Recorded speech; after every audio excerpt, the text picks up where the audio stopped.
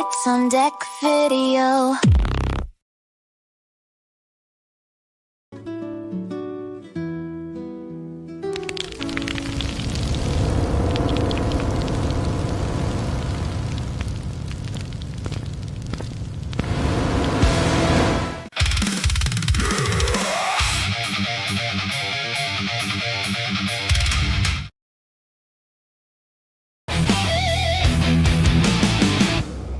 Hi, I am Ozzy the Wonder Squirrel. Don't forget to watch Evil Dead Chick on Deadites on Deck on YouTube. Oh, and subscribe, man!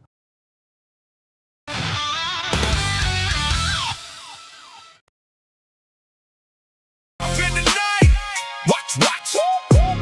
a long weekend. It's time for the thing. Yeah. Who do you trust? Is your buddy infected? Mac Ready Man playing chess with a cheating bitch. Computer is foobar. Brimley's gone crazy. Gotta lock him up. Suspicions are high. The aliens are here, but never fear, 'cause it's John Carpenter night. Watch a long weekend.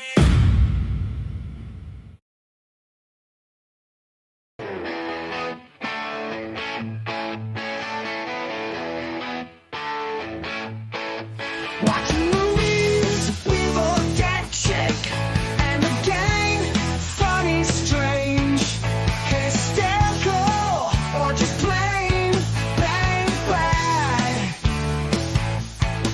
This weekend just got amazing. It's a watch-along weekend. Horror and sci-fi, comedy and more, we got it all this weekend.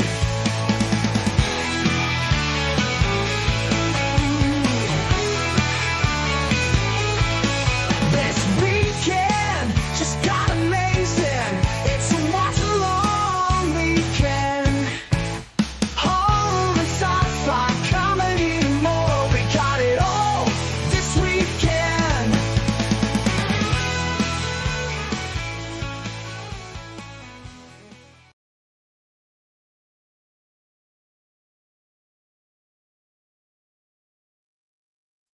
Howdy, gang. Hey, the poet, and welcome to yet another watch along weekend. Tonight we are going to be watching John Carpenter's The Thing from 1982. No, I'm not watching the 4K, but I'm actually watching the Blu-ray back here. This is the same Universal Blu-ray that came out many moons ago.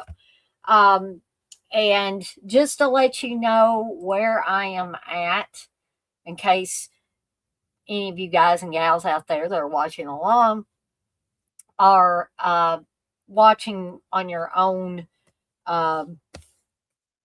Blu-ray or DVD or whatever you may have. I am queued up.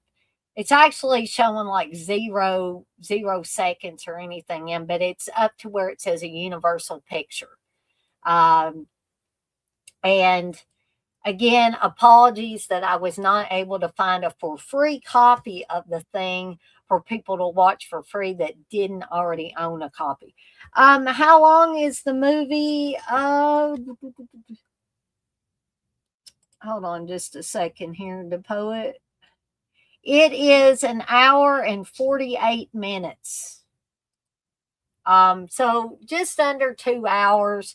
And now if there are any of you that won't be able to stay for the duration, I totally understand, because this is a little bit longer of a film. So if anybody has to drop out or anything, rest assured you can go back and watch this on the replay, because I'm planning on staying here for the duration, just in case there are people that, even if everybody drops out or has to drop out before the end, I will stay for the ending, for anybody that watches this on the replay, or for anybody that's in here for a little while and then has to drop out early. Because I know it's summertime. People are busy. Some people, have to work weekends, and they have to work nights, and they may not get to stay for the whole thing. So people got other obligations and other loyalties and all that. You'll be here for a little while. Well, I appreciate that, DePoet. You're always here as much as you can be, and for that, I'm profoundly grateful. I think there are 2 or 3 other people in here. It does not matter. You don't have to be in the chat if you don't want to. If you just want to come in here and hang out, heck, you don't even have to watch the movie. You can just come in here and hang out. I did want to announce another little endeavor. Now, for you guys out there, this is probably not going to be something that you're going to be interested in unless, and I'm not making fun of any guys that like to put on makeup or any guys that like to dress in drag. But unless you're, a guy like that, then you're probably not going to be interested in what I'm about to talk about. But when we get through talking about this, I will go ahead and get the movie started. But hold on just a second. Let me bring this up. I am soon going to be doing cosmetics. And these are going to be homemade cosmetics, keep that in mind. And it's going to be basic cosmetics, not anything complicated. It's going to be like eyeshadow, blush, lipstick, and lip gloss. That's what I'm starting out with. And if they sell, then, I may try some other things, but I did want to say that I'm starting a new endeavor called Dead by Dawn Cosmetics to go along with the Evil Dead theme. So guys out there, if you have a lady that you think might be interested in the stuff I'm going to be putting out, and these will be things that I'll advertise on Lab of the Living Dead. I'll make a small batch of like eyeshadow or something like that, so that you can actually see what the product looks like before you even think about buying it. But I just wanted to put that out there. If there are any of you ladies out there that would be interested in it, if you're a guy that dresses in drag and goes to these drag shows and wants to try out some gothic type of makeup, DePoe, you say you've seen this movie before. Who do you think got infected after the dog? I mean, they make it appear that it's the one guy. I guess he's got red hair and a red beard and stuff. It appeared that it was like him. But you know what? The thing, honestly, for me, has so many twists and turns that I'm not really sure. But that's a good question. Do you, the poet, you have any thoughts on that about who you think got infected next? But anyway, if you're a guy that likes or needs to wear makeup for a drag queen show, if you are a lady that would be interested in getting some of this gothic type of makeup or horror type of makeup, be sure to, you can ask me on here. If you're my friend on Facebook, you can contact me through Messenger, send me a message, or you can go on my shop site at deaditesondeck.com and fill out the form and let me know that you're interested in it, because I haven't quite got it up on the site yet. So, but with that being said, I just want to remind you to like, subscribe, hit that notification bell, share my channel, Deadites On Deck, with friends and family members that you think might also enjoy the content I'm putting out. And now, without further ado, we're going to go ahead and do the countdown and get this movie started. So, and if anybody comes in here later, of course, or anybody that's in here now needs a timestamp at any point in time, please let me know. And now we're going to do the countdown. Oh, and I will do my obligatory restroom breaks and grabbing a snack and all that good stuff. So, you guys and gals that come in here on a regular basis, you know my routine. So here we go. Let's go ahead and do the countdown and we'll get the movie started. So 3, 2, 1, press play. We are off and running. The Universal Pictures faded. What in the world? Are you kidding me? Sorry, folks. I don't know what happened here.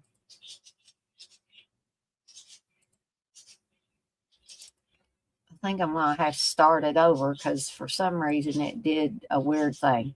Okay, give me just a second, folks, and let me... Okay, now it's to a Terman Foster Company production. I guess I left it sitting there. And starring Kurt Russell. I'm trying to give people a chance to get caught up here. I didn't know it was going to do that. Music by Ennio Morricone. Edited by Todd Ramsey. I'm kind of like, I'm seeing more people in here. So, special makeup effects by Mr. Rob Bottin.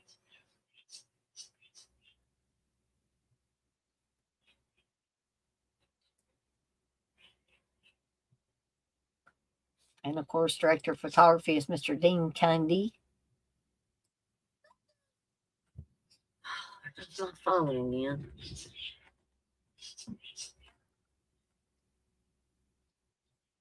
Okay. Wasn't anything important.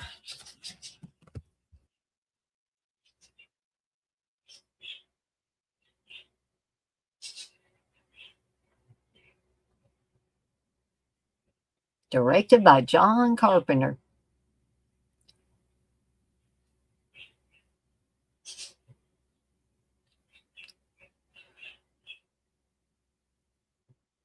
Ooh.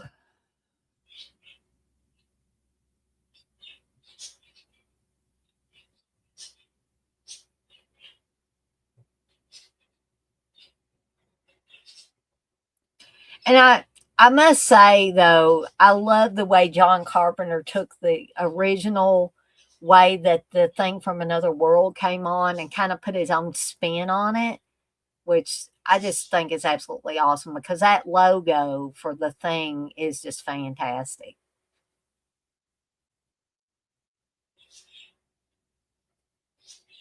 Antarctica, winter 1982.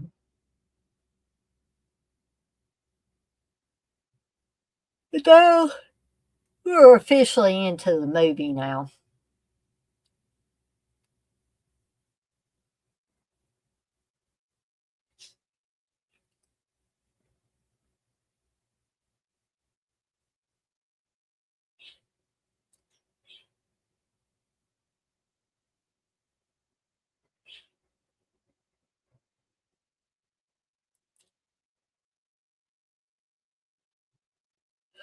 Goodness, sorry, folks.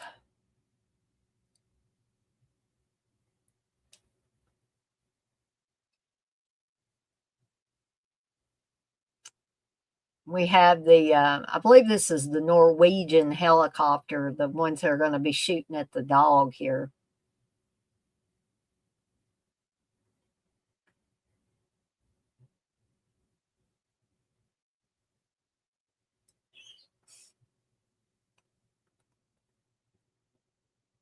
I mean, technically, Richard Mazur's character in this, who spends the most time with the dogs, could have gotten infected, but the thing is, it didn't seem like once you were infected that you could hide it for very long before the thing would take over. And maybe that was the Thing's choice to not make itself known. Maybe there wasn't a timetable.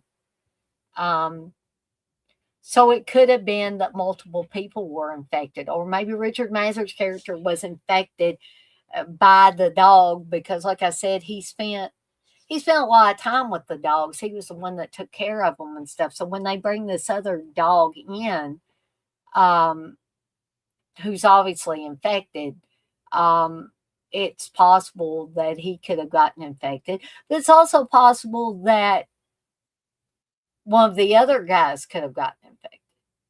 So I think that's what makes this movie so great, though,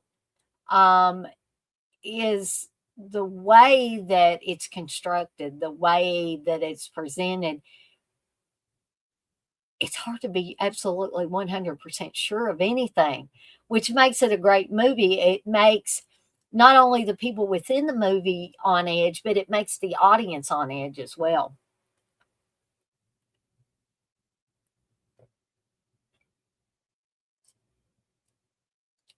And then we're about to see Kurt Russell, man. I love Kurt Russell. Who's playing chess.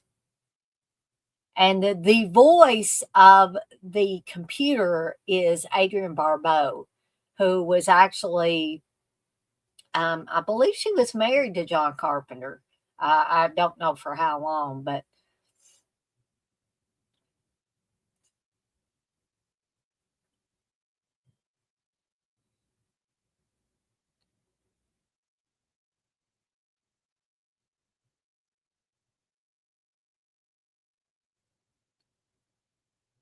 and I love this here. She pours his drink inside the computer and says, "You cheating bitch." It's one of my favorite lines in the movie. This is another movie I remember watching with my dad and really, really enjoying.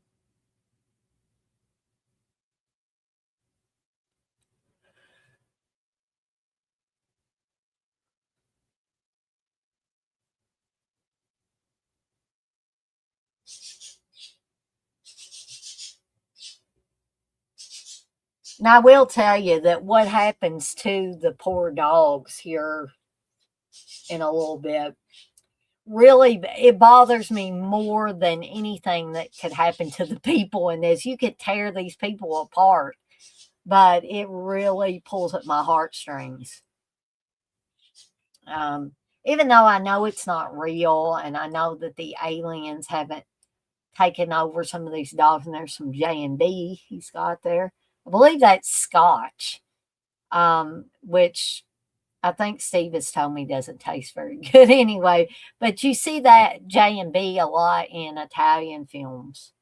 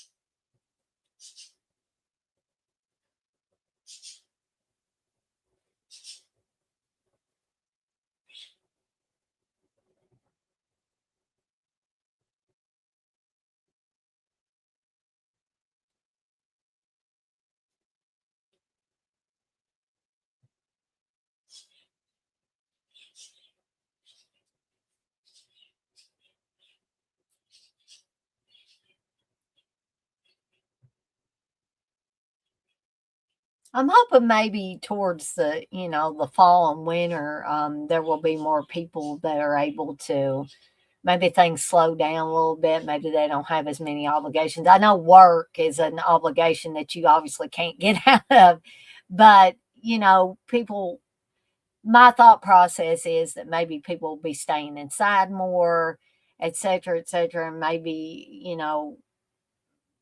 the watch along weekends will fare better. But I am grateful for the people that do manage to come into these watch alongs and the other stuff that I'm doing. And the poet and anybody else that's in here, I am thinking of doing.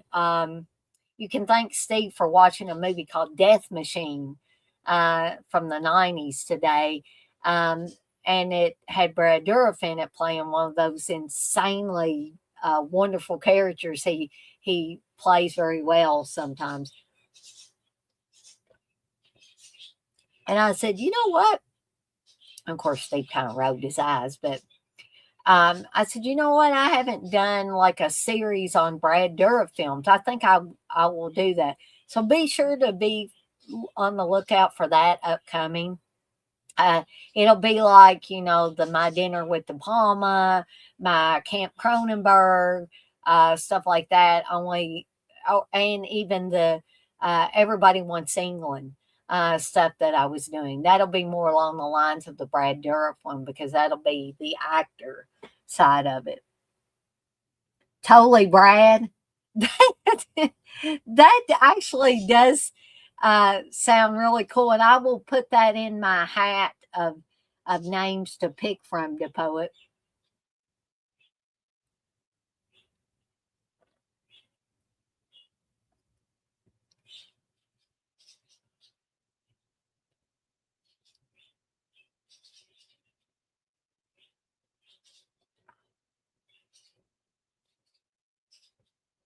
So the Norwegians in the helicopter basically uh,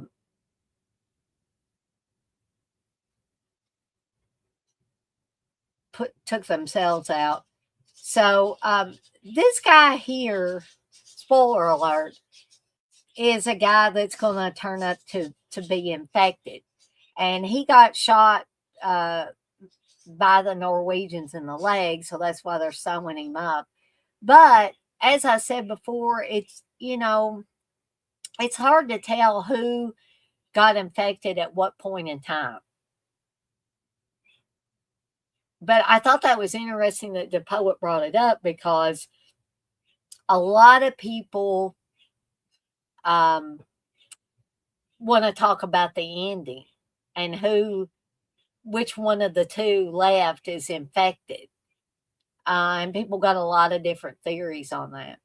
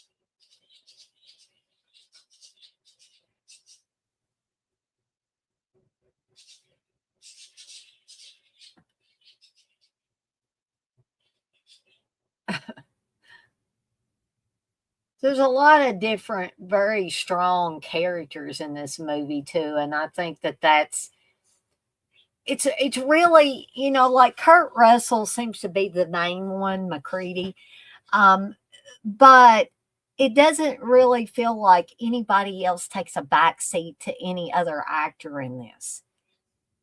And I think that that's what's something too that's so fantastic.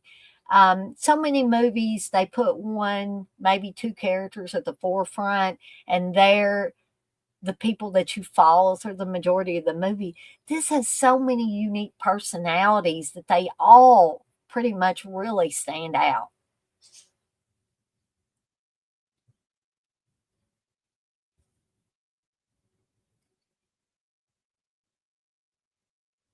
And yes, I have seen the thing from another world, and I know what time period it was from, and it is an interesting story. And it was actually taken from, I believe, a short story called Who Goes There? Um, but I just think, and yes, it was 82, and the other one was done in the 50s. I know that John Carpenter had a lot more that he could work with and mold and shape and all that. But this is this is one of the great remakes out there, folks.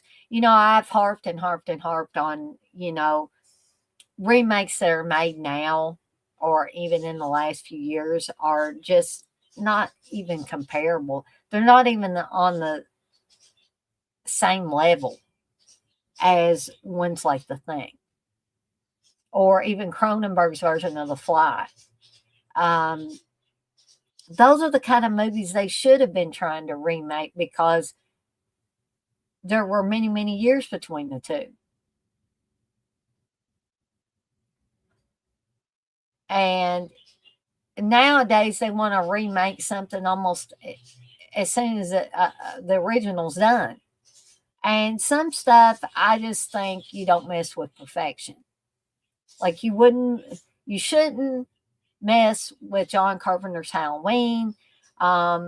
You shouldn't mess with the Evil Dead, and all that. And I don't mean things like Evil Dead Rise, Evil Dead Burn, stuff like that. I don't mind that. But the 2013 mess, I do mind. House on Haunted Hill remake. Yeah, that one was a good one. The Invasion of the Body Snatchers in the 70s. That was a fantastic remake. But people now, filmmakers now just don't seem to understand what making a remake means. So my question right there, to get to the, again, back to who was infected after the dog. Whose shadow was that we just saw? And the dog came into the room. That probably would give us a clue to who was infected next.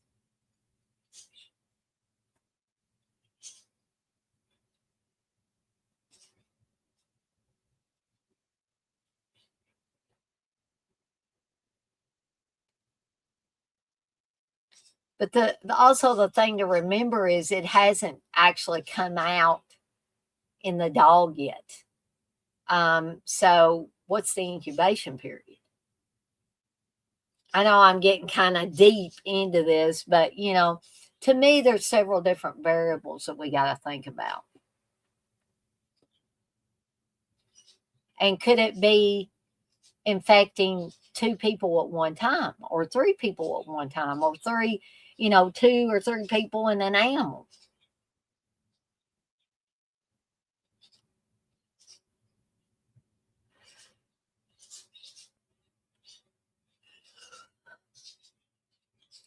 And maybe it's not one alien being. Maybe it's more than one.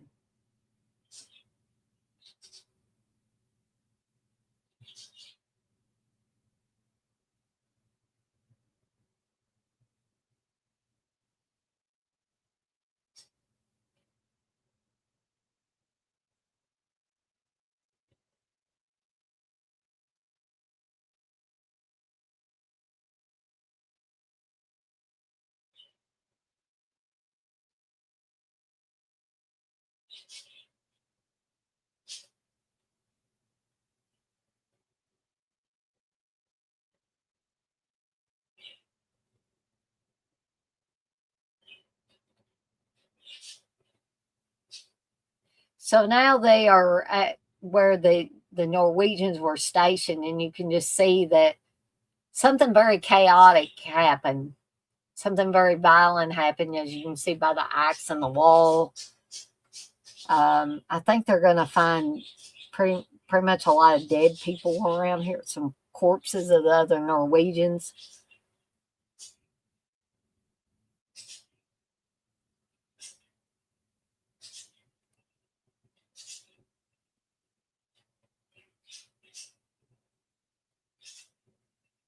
There's a lot of blood. There's one of the corpses there.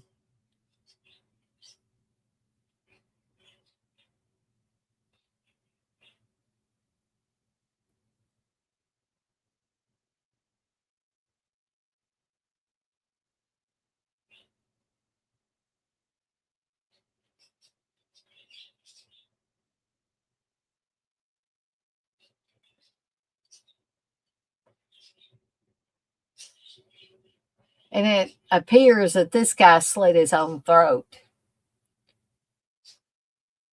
And it's so cold that the blood and stuff has frozen.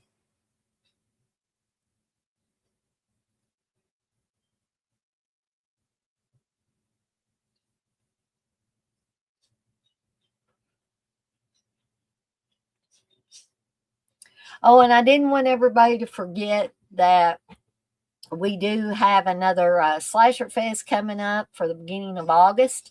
And then the second Friday will be Comic Relief Fridays again. And we will be watching the Indian Summer. So y'all feel free to look up Indian Summer and see if you might want to join me for that.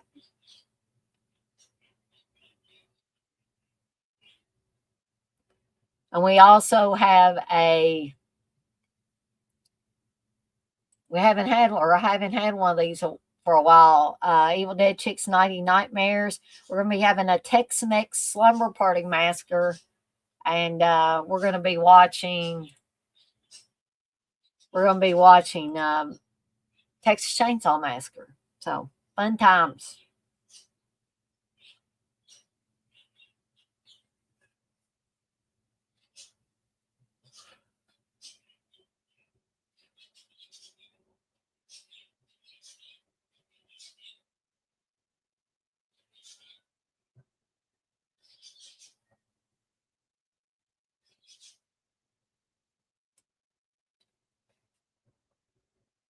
So here's where they find this huge block of ice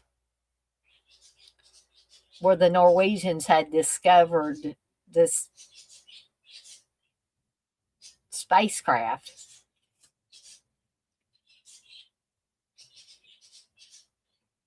I think they do watch a video, or I mean, not a video, but I guess like a reel-to-reel film, 35 millimeter maybe, or 8 millimeter.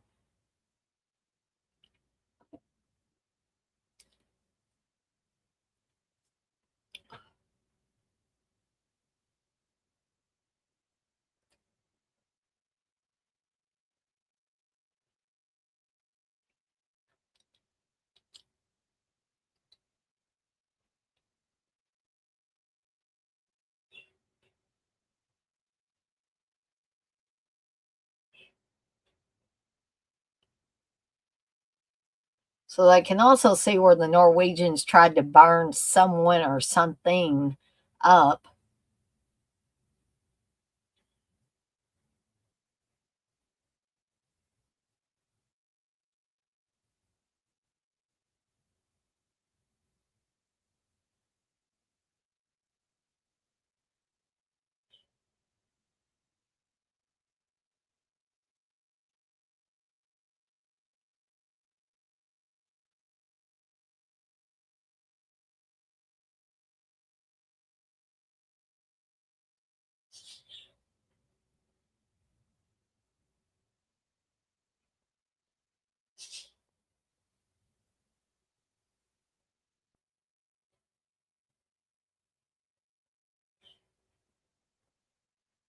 I just realized probably doesn't matter to anybody that I didn't have the watch along weekend overlay up.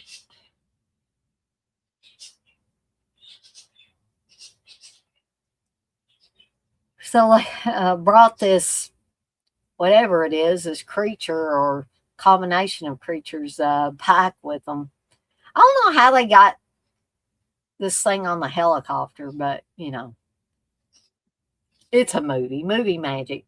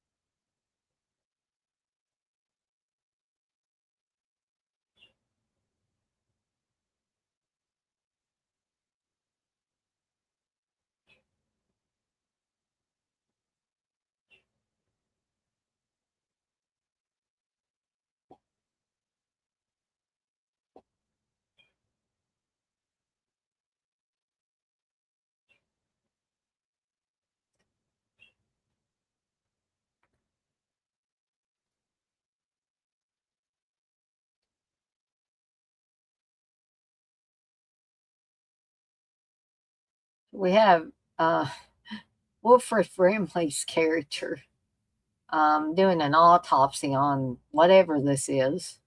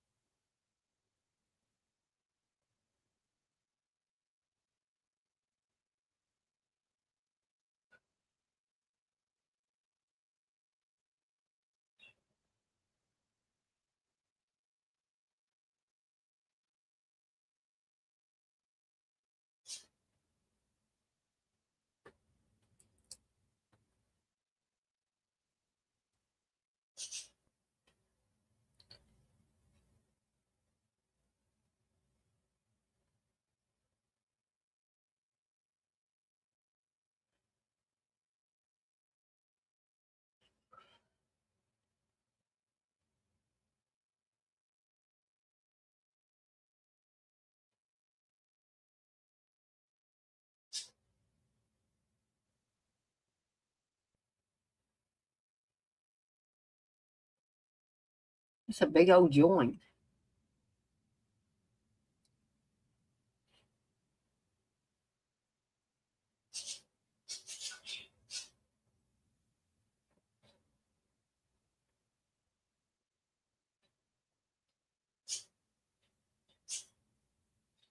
Yeah, Clark. That's Richard Mazur's character.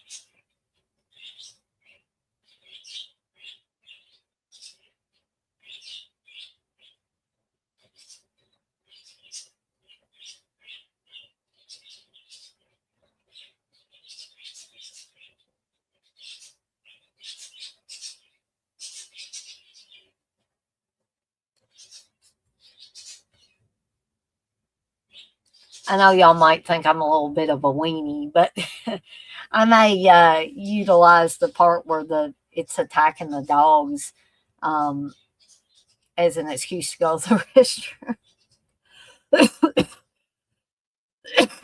Excuse me. Just because it's the hardest part of the film for me to watch. Um, I would have to look that up for you, the poet, and I'll do that soon. Okay, yeah. I may have to make my temporary exit here. So I will be back. Y'all continue to watch. I'm just going to remove myself from the stream for a little bit.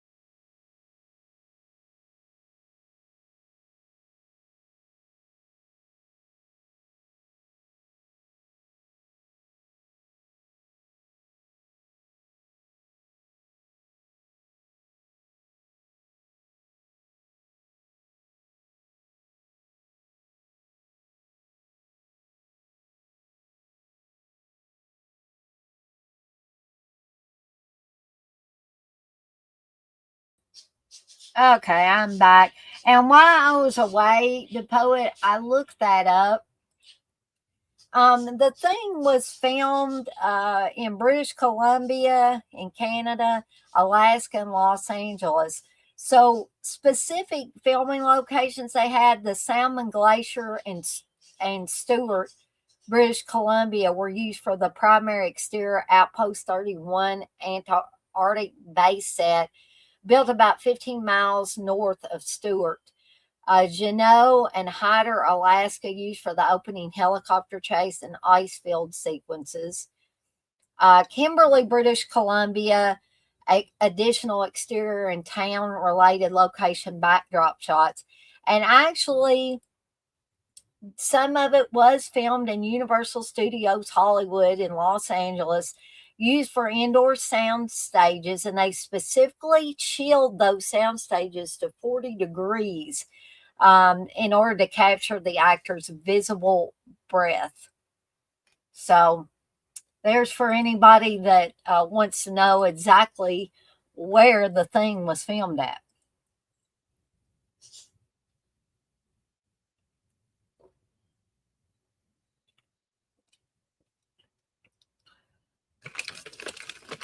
And I also got me some pretzels and cheddar cheese while I was gone. So they're asking Clark a lot of questions here about, how long was he along with the dog? What was the dog doing running around the rec room?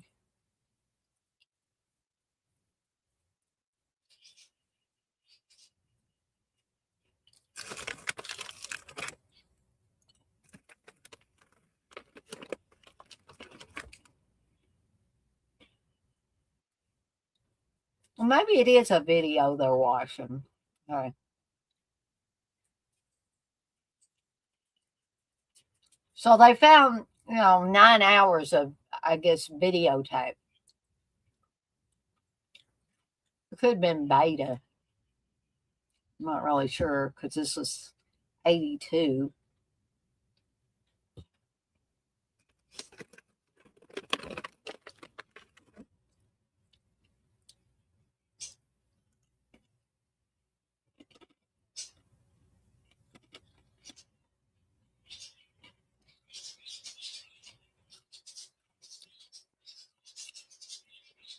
That scene that we just saw in the Norwegian's video was featured quite prominently in The Thing from Another World, which you can actually see in John Carpenter's Halloween. Little Lindsay Wallace, that's what she's watching.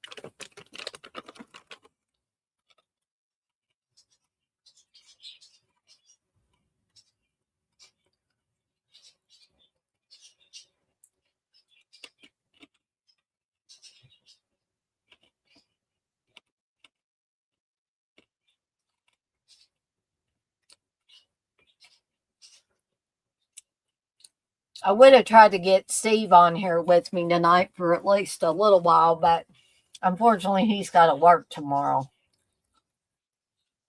So maybe he can join me for another one of these on down the road.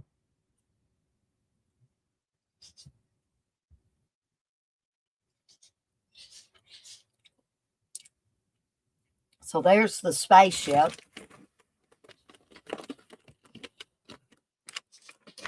So I guess technically they didn't get the spaceship. They must have gotten one of the aliens out of the ice.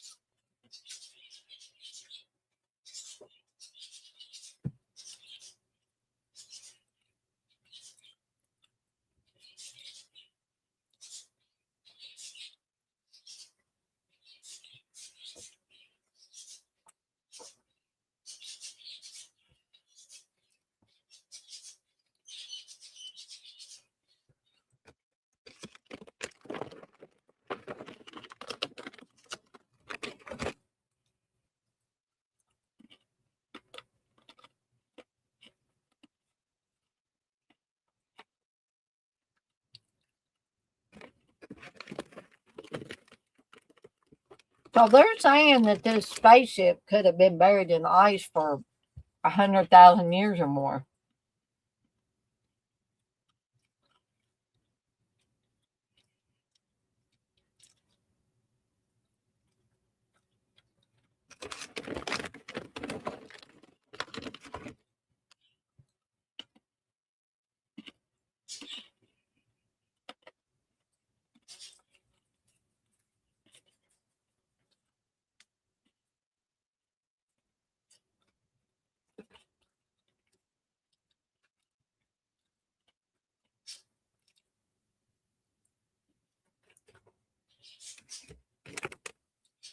I love it when Child talks about this voodoo bullshit.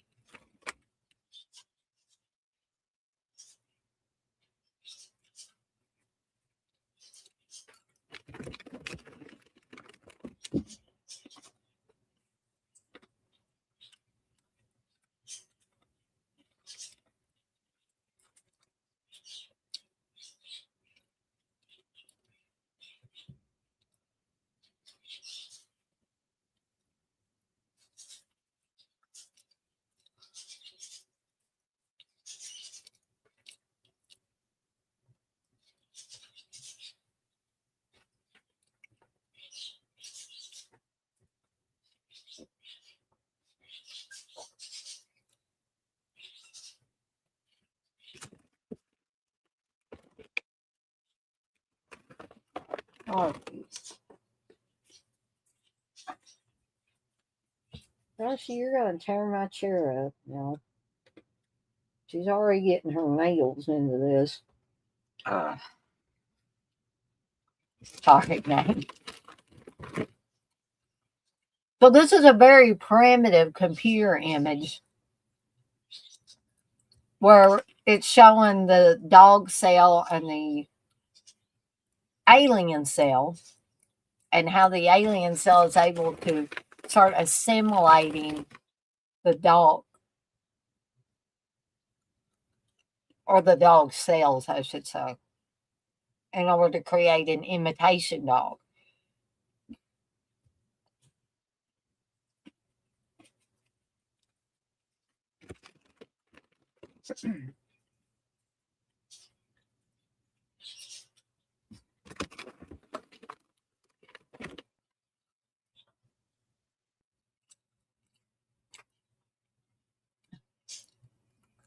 And this is where Wilford Brimley's character Blair starts to get obsessed and paranoid,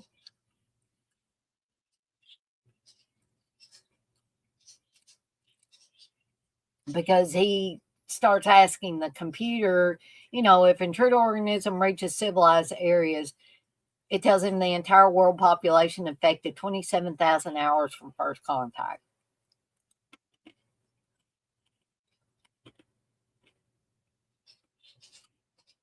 Oh, I forgot they had Smirnoff.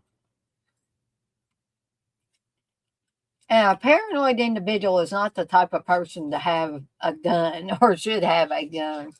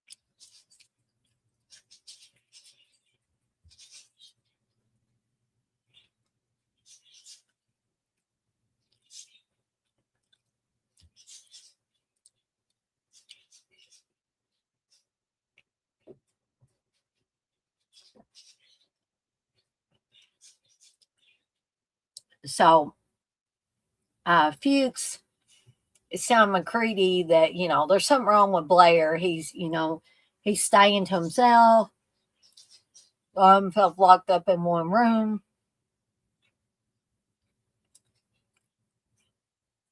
And apparently he's been writing about, what seems like crazy stuff to them at the time in a diary.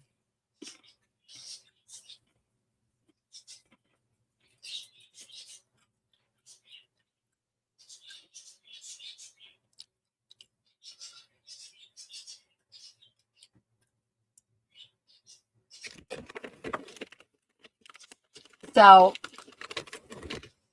it appears that Bennings was the next one to get infected. But then again, we can never be sure, can we?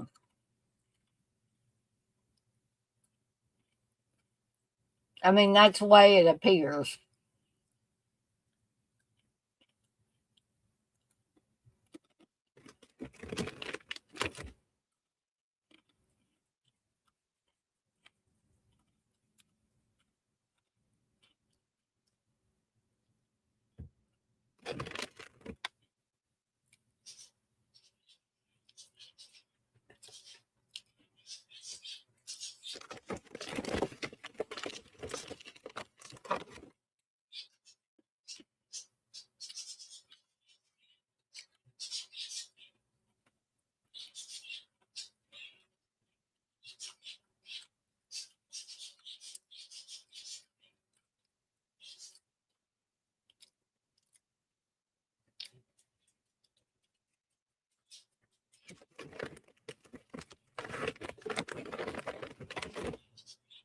This is great imagery and just so creepy.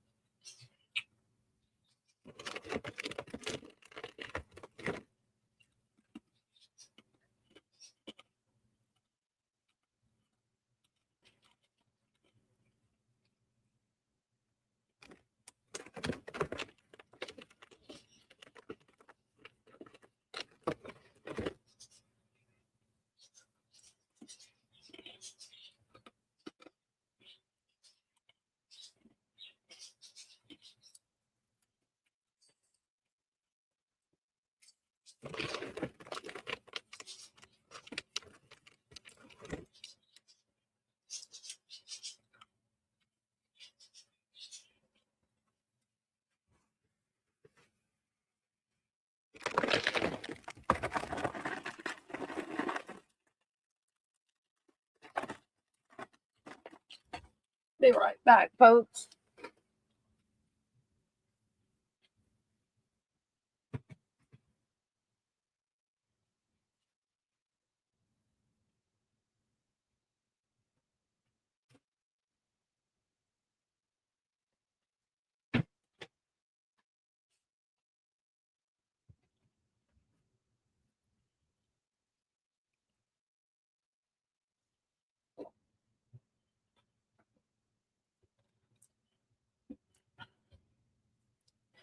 So now they realize that they need to burn, the rest of those bodies. But we as watchers of the movie know that it's too late. Somebody else is already infected. Maybe more than one somebody is already infected.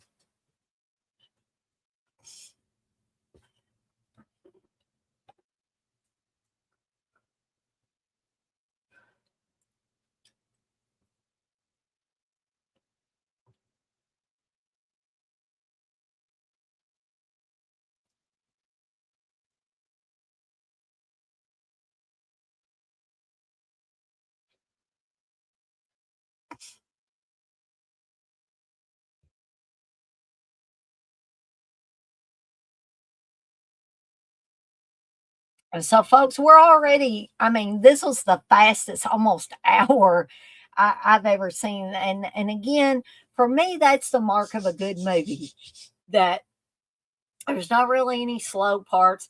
Everything in the film serves the purpose of moving the film a little bit further along. so that you never get bored, you never tune out. And I think that's why so many people enjoy this film. I mean, we've got richly drawn characters, we've got action-packed scenes. We really don't have any slow parts. And the parts where nothing is specifically action-packed, it's suspenseful. Because you're always, as a watcher of the film, you're always on edge. What's going to happen next? Who's going to get, taken over by the alien, etc. Even to the point of what in the hell's going to happen next.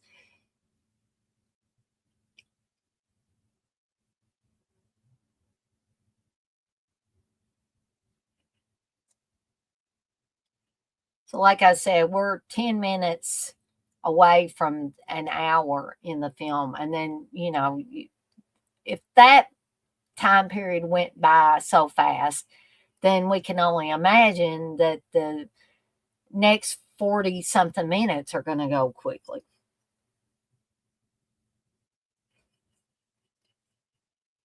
Plus, I got my button gear and kind of got this one started earlier instead of simply, blabbing on like I do.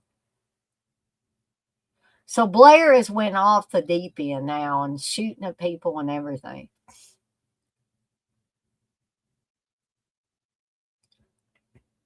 So this kind of reminds me of The Shining, in that, not in that Blair is like Jack Torrance's character, but he smashed up the helicopter. Nobody can go anywhere.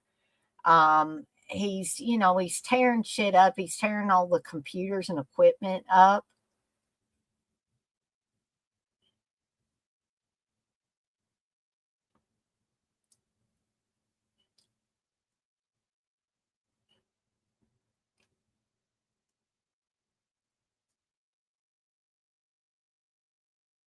And he's also, killed most of the dogs, which is that's a hard scene too. And I really feel for Clark, the character of Clark. He seems like a sympathetic individual. He loves animals.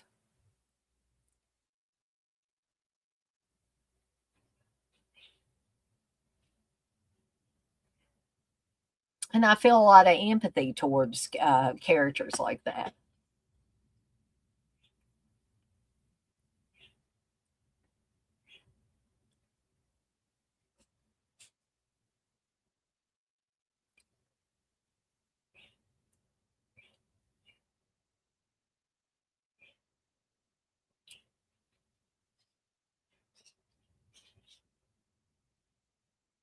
Tell you this, Blair's awful resourceful.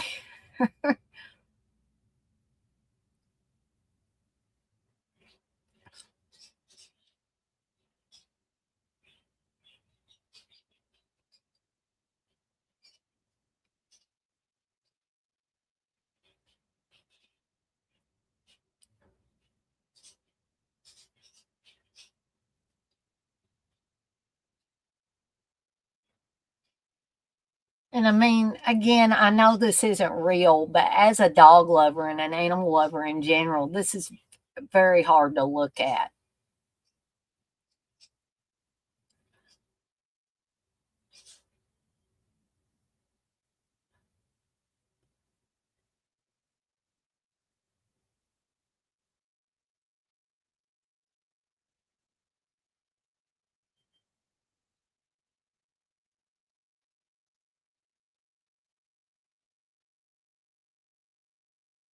So they're going to sedate poor Blair there and lock him in the tool shed because McCready said, I don't want him in my shack.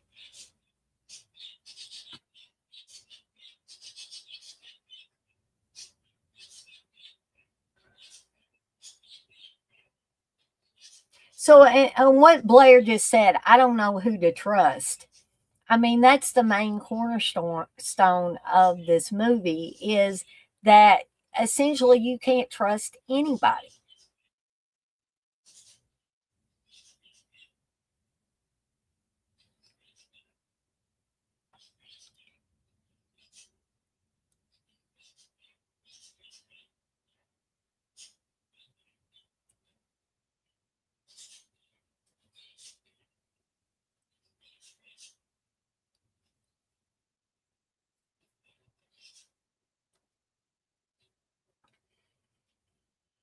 And essentially, you can't even trust, your supposed main character of McCready.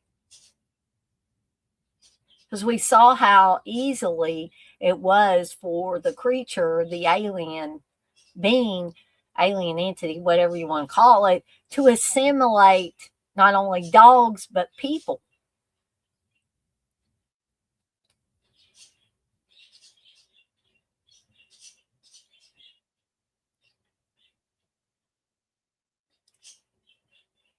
So now they're talking about some kind of test. If the alien entity has already assimilated and made a perfect imitation of the person that they've infected, how would you know? Because they would talk like this person. They would more than likely act like this person. They would look like that person. So how would you be able to tell until it attacked you?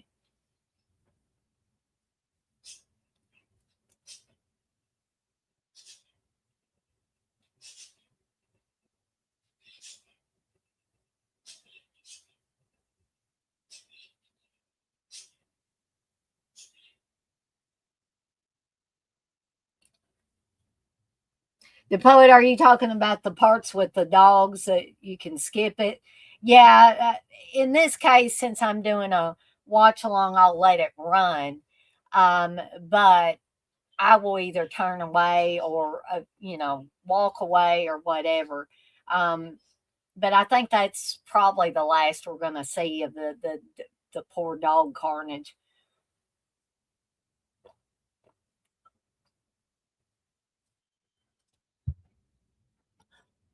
But I'm glad that people understand why I walk away or turn away or do whatever. It's not because I don't like the movie, because the movie as a whole is fantastic. It's just as a dog, a lover of dogs and a lover of all animals in general, I just, once I've seen a movie all the way through, there are some parts of movies that, I don't have to watch again.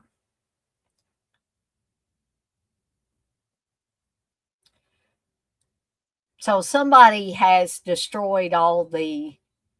I'm guessing they took blood and stored it in case there was an emergency situation where someone needed blood, and somebody has destroyed that blood.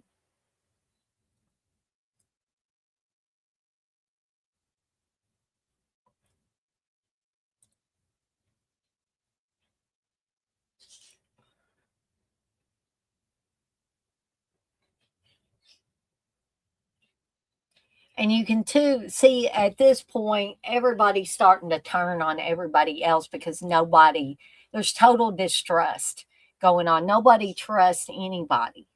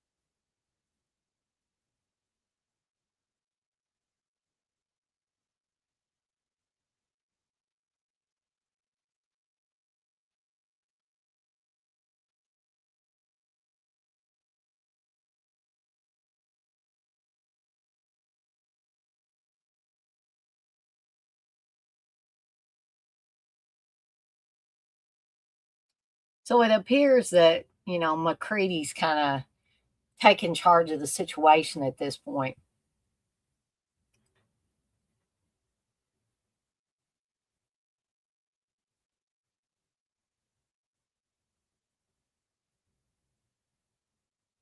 So this is a big line too that McCready says, you know I'm human.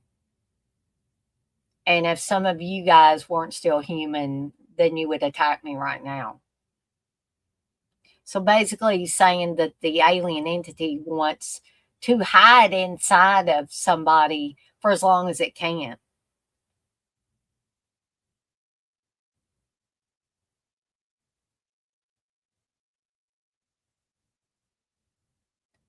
And that it will slowly take over each and every person, and then it has no enemies, and then it's one.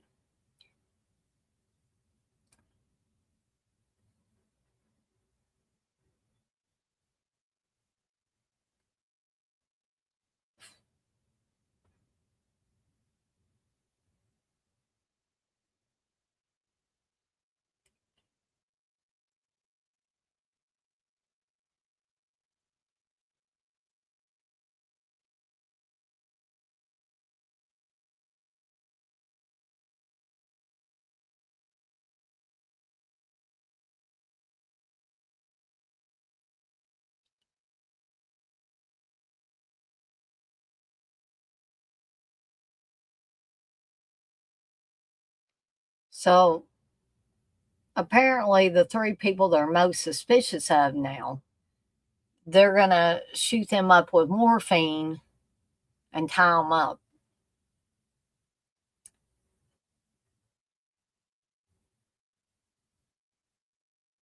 And then I believe Fuchs is going to try to come up with a different way for them to test.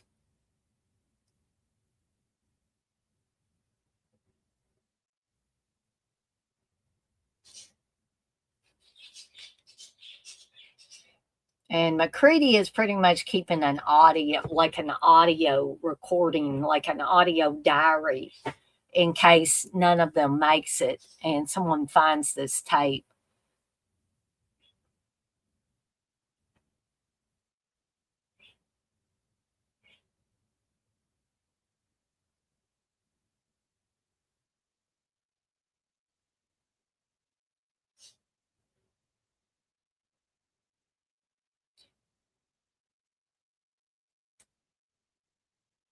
Hey, Gory Tiger.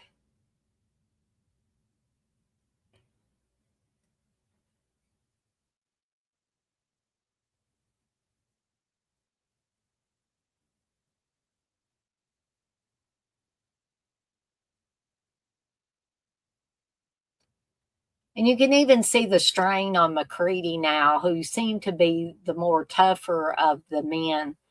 Um, Even he's starting to break down and crack a little bit.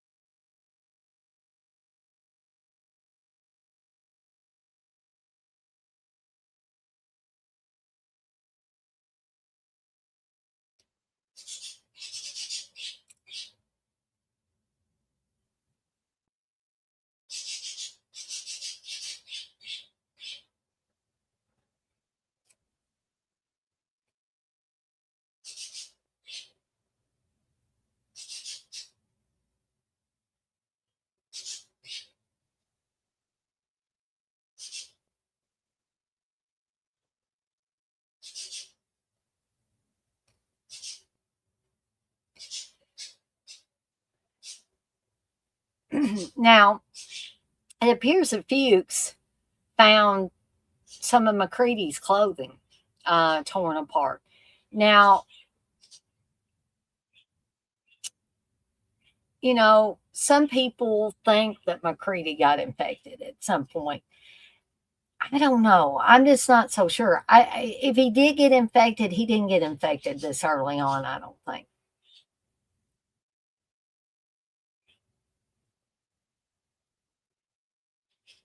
Exactly, all practical makeup effects. And I think that's another reason why this film still resonates with a lot of people, especially a lot of people that grew up in the 1980s.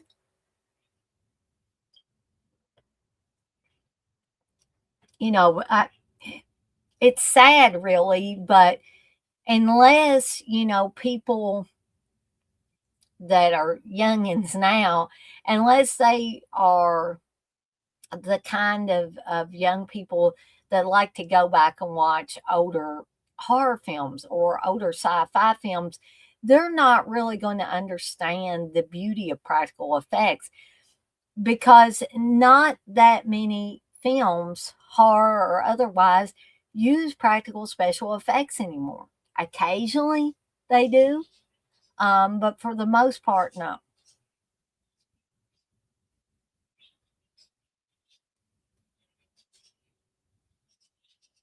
So Blair's, telling him, there's nothing wrong with me. You can let me out of here. And he says it's not Fuchs that's infected.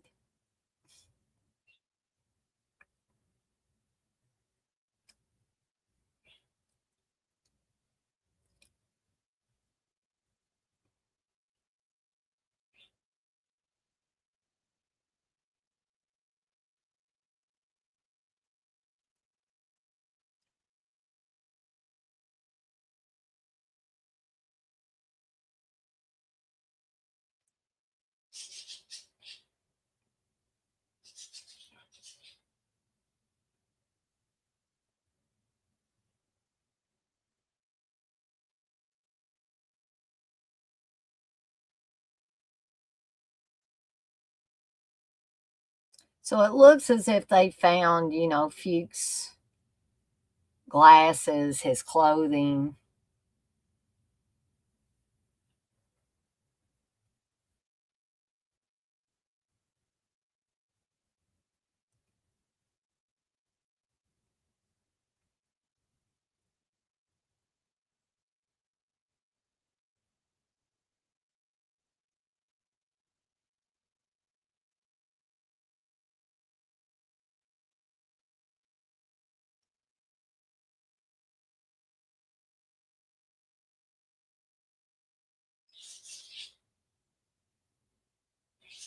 So McCready says, when I left my shack yesterday, the lights were off. Now they see that the lights are on inside his shack. So he's wanting to go back up to his shack to see, what's going on here.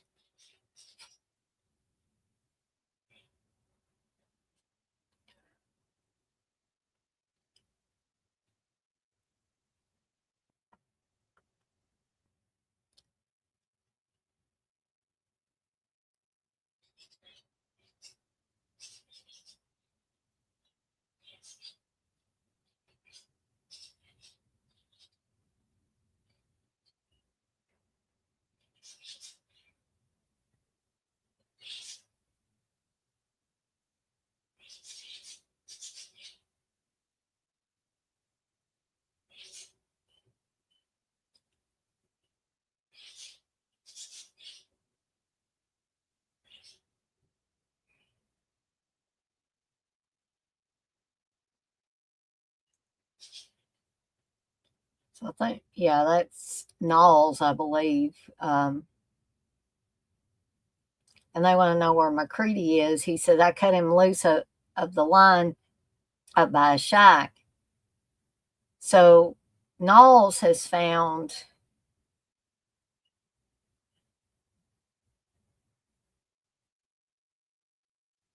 the torn McCready clothing. But again, they could have been playing it, so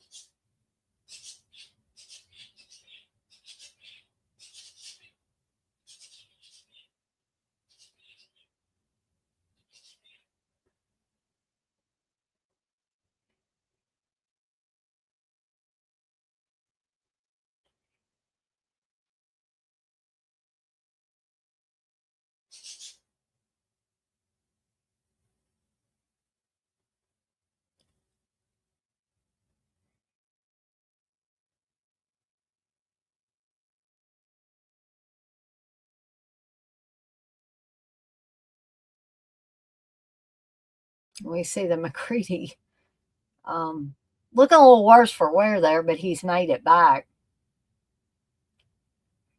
He's got a bunch of dynamite threatening to light it.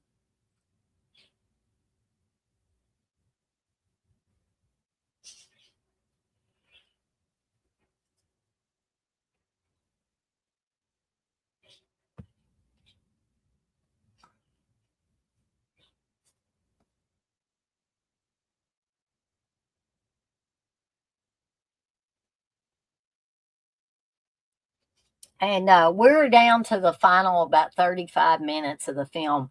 And as anybody that was here with me, either from the beginning or near the beginning, you know that this has been a fast hour and 13 minutes or whatever.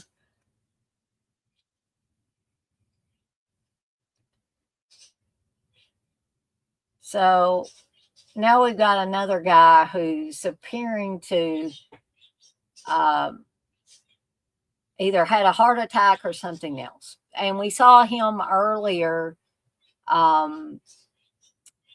bending over and, like something was hurting him from the inside out. So we shall see.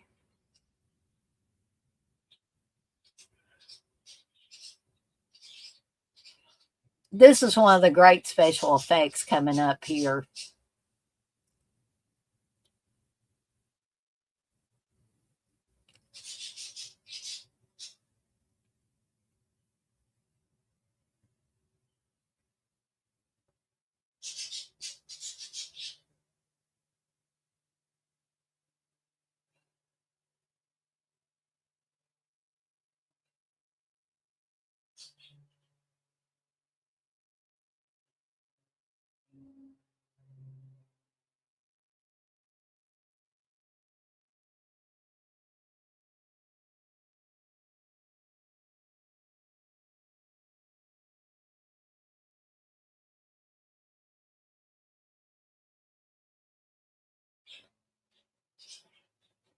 This is all, I always love this part.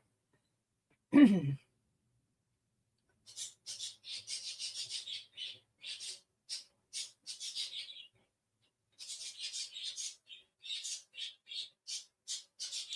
the first time my dad saw this, he was like, oh my God.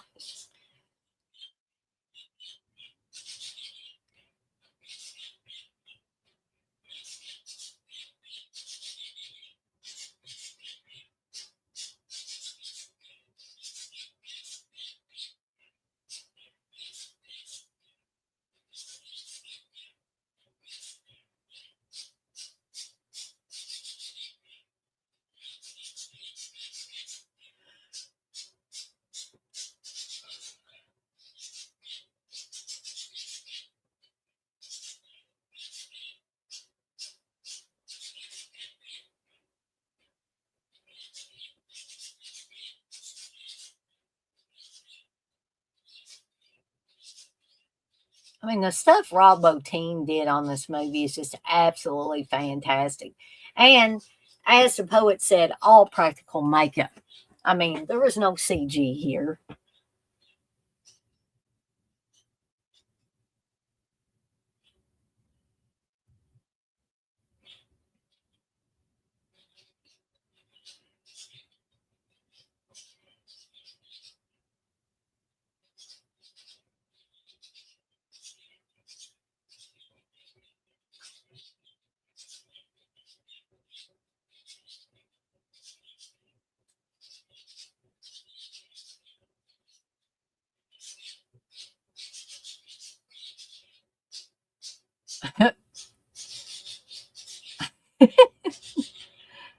You gotta be fucking kidding.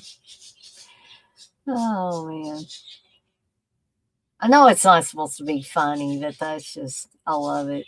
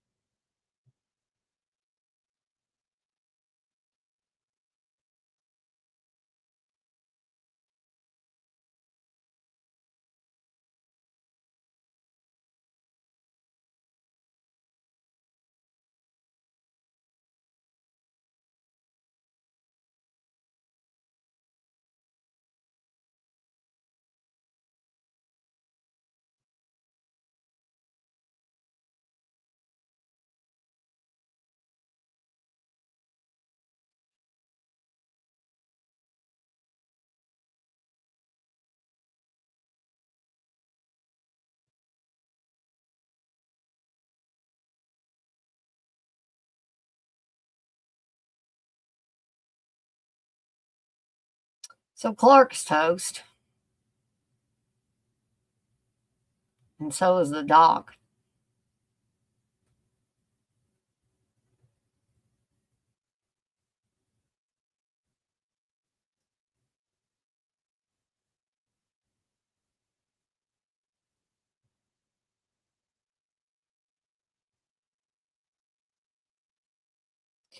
So now they've decided, or McCready's decided, we're going to draw a little bit of everybody's blood, and we're going to find out who's the thing. And the way they're going to do that is they're going to heat wire and stick it in each person's blood sample and see if the blood reacts or not. Because apparently, this being is very intent on protecting itself.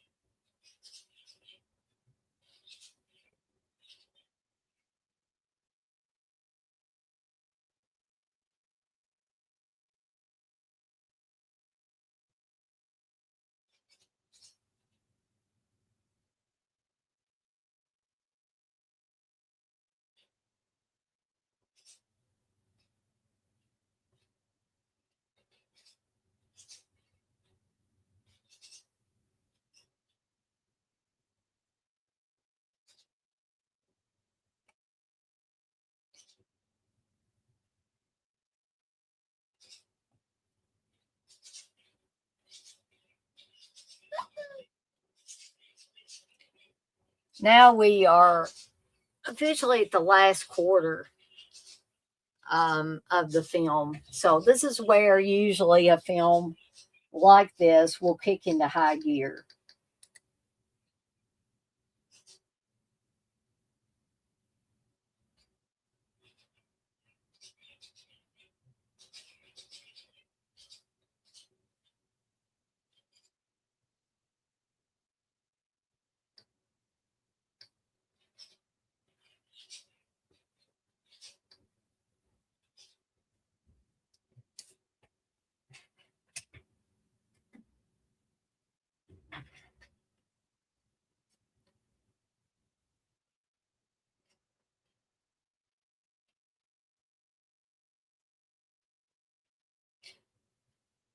So at this point, we probably can gather that McCready's not infected at this point, because we are going to see the blood react to the hot wire.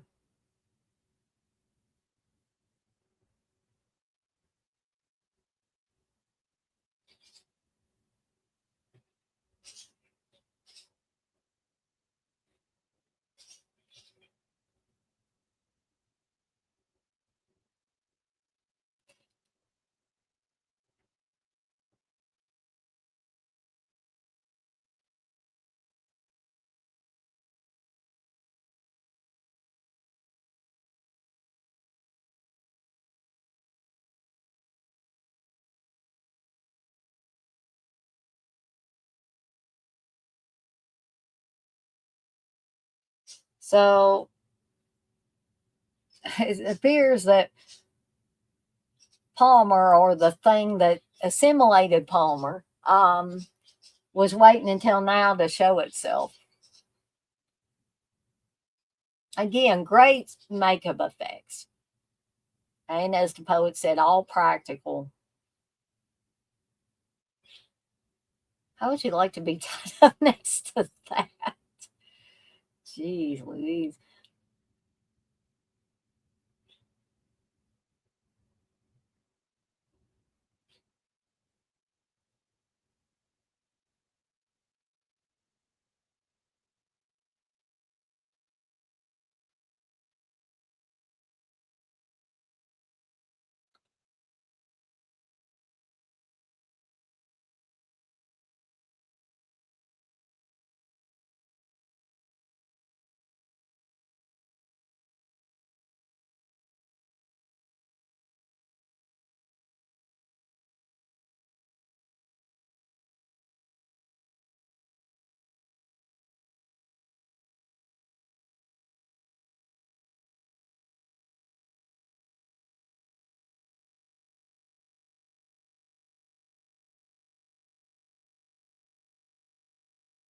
Tell you, these things have a will to live, don't they?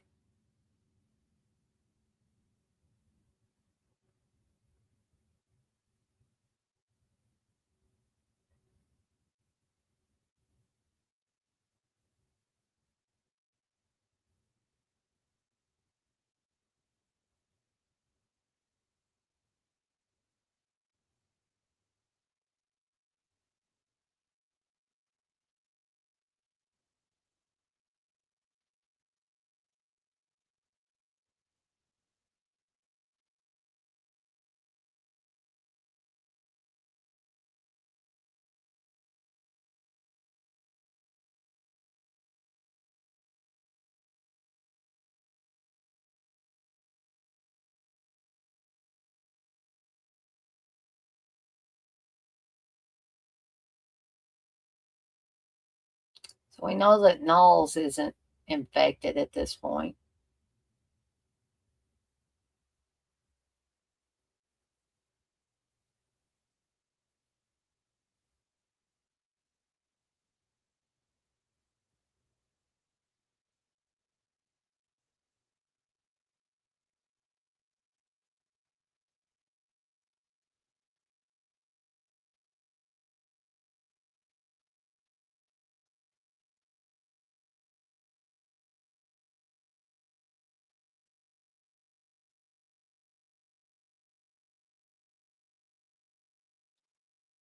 So that leaves Gary to check.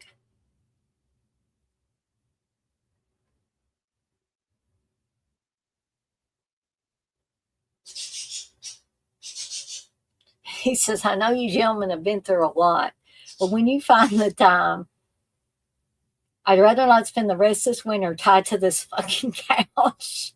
This is a great line, too.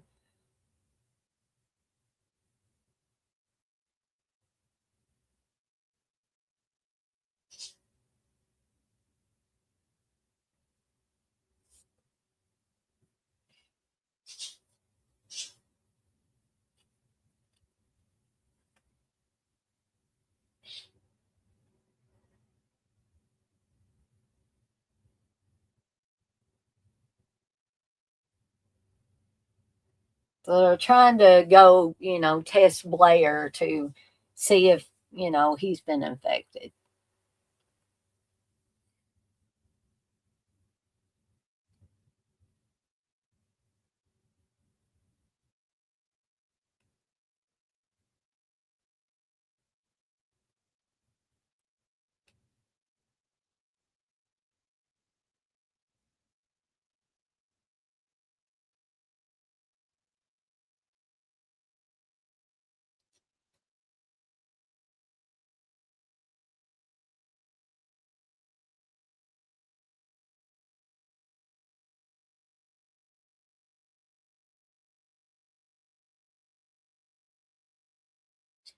So, folks, I hate to, but I'm going to take another restroom break. I know we're getting near the final minutes of the film, but we got about 20 minutes or so left.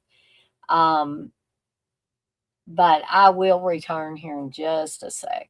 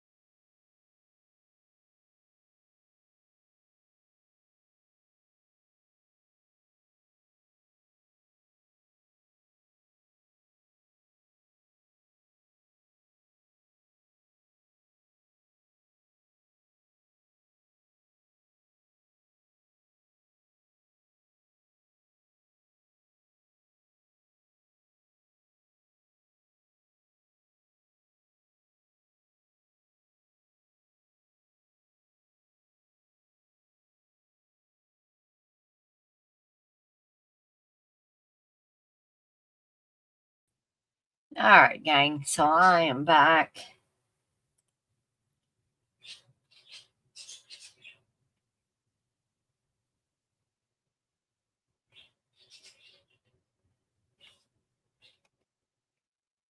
So we have less than 20 minutes left, and this is, what I would call a pretty action packed finale to a film.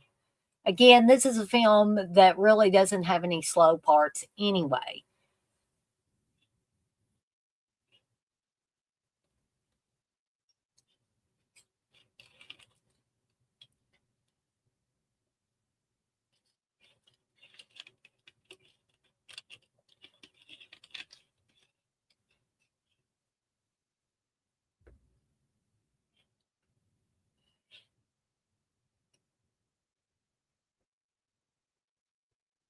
So they're basically destroying everything. And,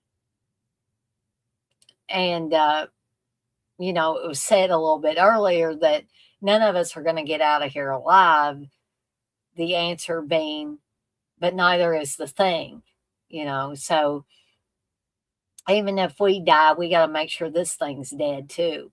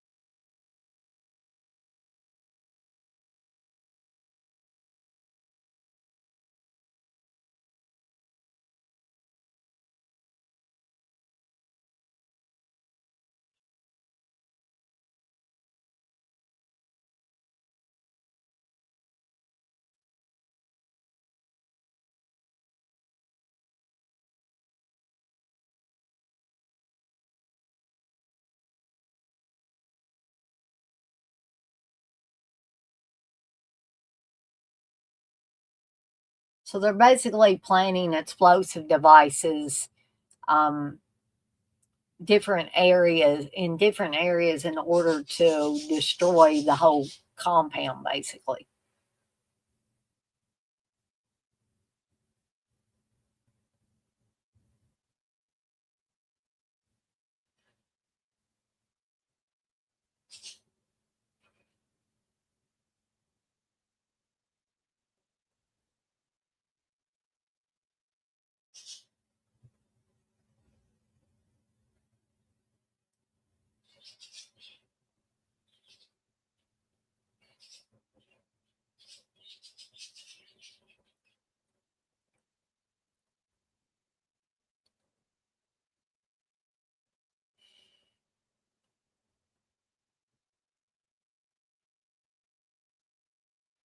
Uh-oh.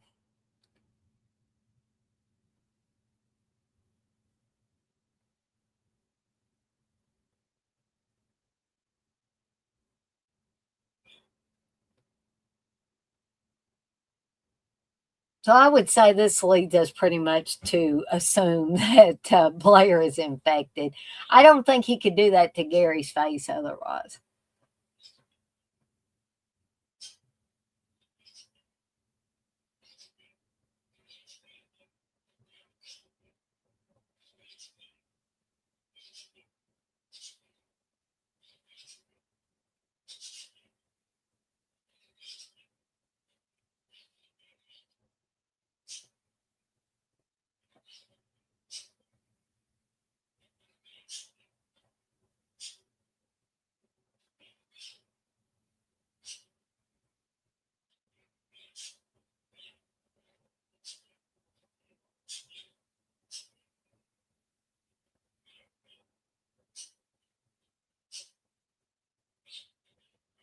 So all of a sudden, McCready realizes that he's alone.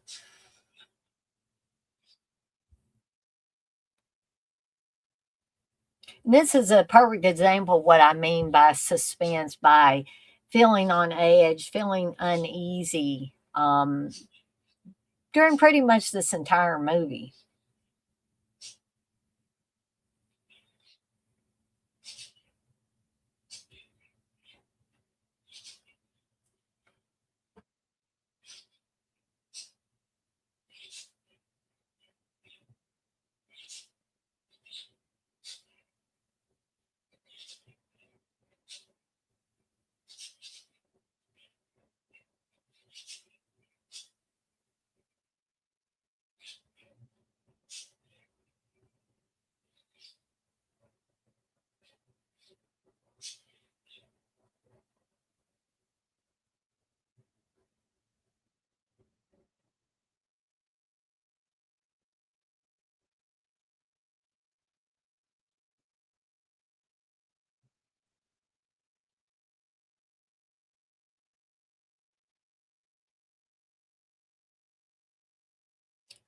This here is kind of the coup de grace of the thing and everything that it has absorbed thus far.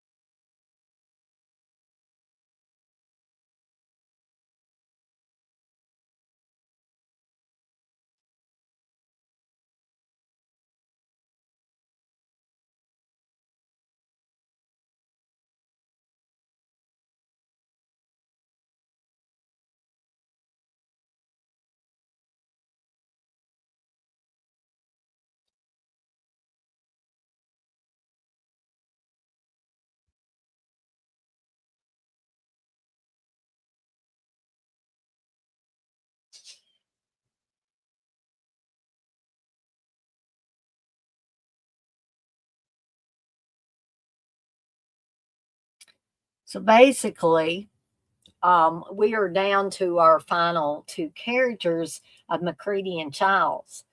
Now, again, there has been a lot of speculation over the years and a lot of different theories about which one is the thing, if either of these two are the thing. My thinking was always that neither one of them was the thing. But other people have, thought other ways. For instance, um, I think some people think it's Child's because there's no cold air coming out of his mouth like there is McCready's. Um, I don't know if that proves per se that somebody is an alien being just because they're not letting off the cold air. Maybe, I'm not trying to argue, but maybe in the position he's in, um, and I see a little bit of something that looks like cold air. Maybe where McCready's at, there's colder air. It's possible. The world may never know. But again, it was always my belief that neither one of these guys had the thing in them. Either the thing was destroyed, or it is maybe went back in the snow somewhere and frozen again.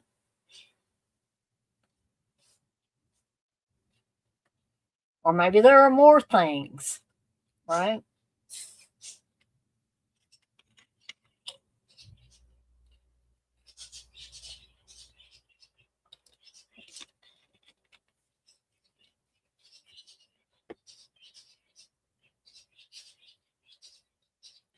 So we have officially reached the end of the thing. The remaining time will be the credits. And as always, I will remain with you guys and gals till the credits finish rolling. So if anybody would like to, bring up anything, if you've got any insight on the ending, if you want to tell who you think was the thing, or do you agree like me that the thing wasn't in either one of the two remaining characters, or if you've got a different theory about things, I would love to hear that. If you want to ask me anything, I will try my best to answer it or look it up if I don't know. But I certainly have enjoyed rewatching this with you folks. And I hope that people that did not get to join me tonight as I was doing this live, or didn't get to stay for the duration, that you get a chance to watch this on the replay. Excuse me. And there are plenty of other watch along weekends that will be coming up, because I do them every other weekend, that you can vote on. If you haven't had a chance to vote on some of them, please get in there now. The posts are on my channel and you can vote away. Yeah, this was based on the story Who Goes There.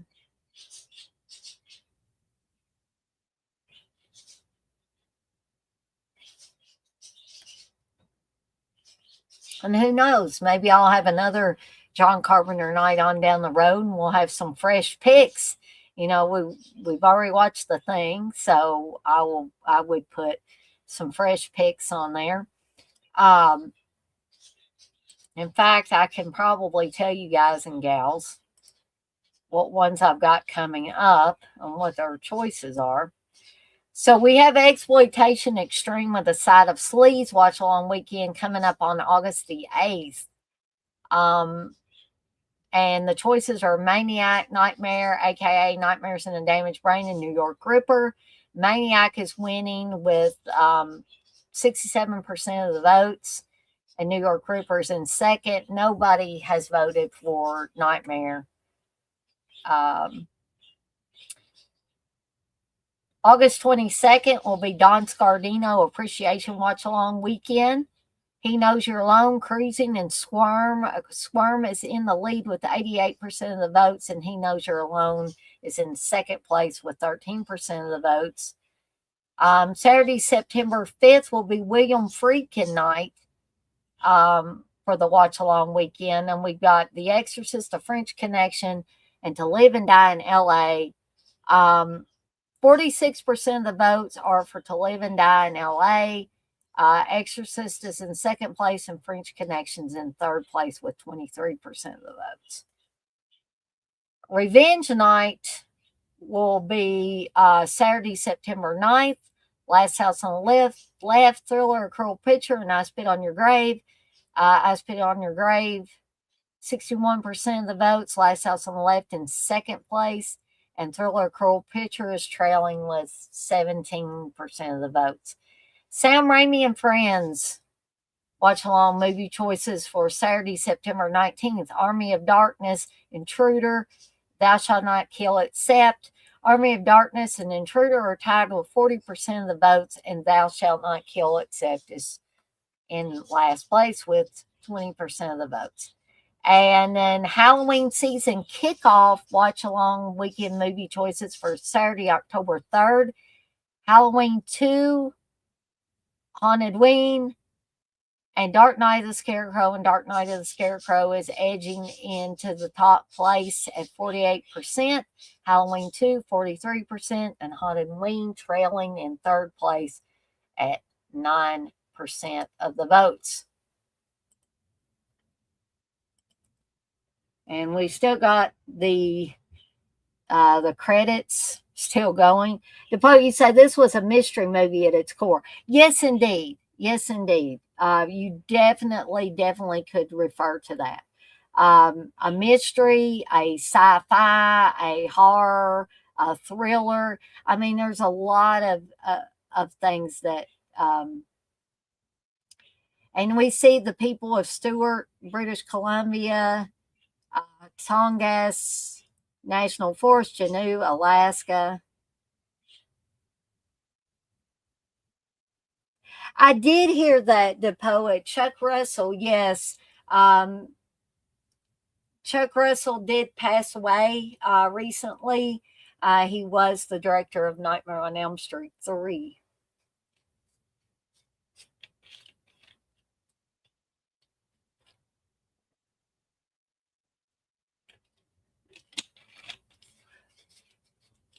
But as I always say, folks, the longer we live, the more people we're going to see pass away that we, kind of grew up watching and watching their work. Whether, it be musicians or directors or actors, actresses, what have you. All right, gang. So we have officially reached the end of the credits for The Thing, John Carpenter's The Thing from 1982. Again, I want to thank DePoet and Gory Tiger for being in the chat, for keeping me company in the chat, especially DePoet, who was commenting quite a bit throughout the movie. And DePoet, I was glad you were able to stay for the whole thing. Thank you so very much. For those of you that maybe didn't feel comfortable getting in the chat, or you were watching on a device where you couldn't chat at the same time you were watching, I appreciate you guys and gals as well. And for those that either couldn't stay for the duration or you weren't able to join me on this as I was doing it live at all, but you'll watch it on the replay, I appreciate you guys and gals as well. But I'm going to go ahead and tie this one up, this watch along weekend. Thank you to everybody. Yes, he did do the remake of The Blob, which was another great remake, I feel like. I was thinking he did, but I wasn't sure, so I'm glad you brought that up, DePoet. I really had a lot of fun going back and rewatching The Thing, and I hope you guys and gals did as well. And I should be back on Monday doing my regularly scheduled programming thing. But keep your eyes peeled. I may be doing my take on the film Obsession, which is a new film that's come out quite recently. I saw a lot of people were doing reviews of it, and Steve and I did not go to the movies to see it, but we did watch it at home. I may give you my take on that either tonight or tomorrow. It won't be a live stream. It'll be just a little short video that I do. So keep your eyes peeled for that. And as always, I'm off like a dirty shirt. This shirt ain't dirty, but I'm off like one. And I want to remind everybody, as I always do. Oh, and yes, there will be another My Path to Becoming a Positive Renegade coming up tomorrow night at 8 p.m. Eastern Time. I didn't want to forget about that. But I want to remind everybody, as I do each time before I get off of here for the night, to be kind to one another and blaze that trail. Have a fantastic rest of your Saturday night, folks. And I'll see everybody next time.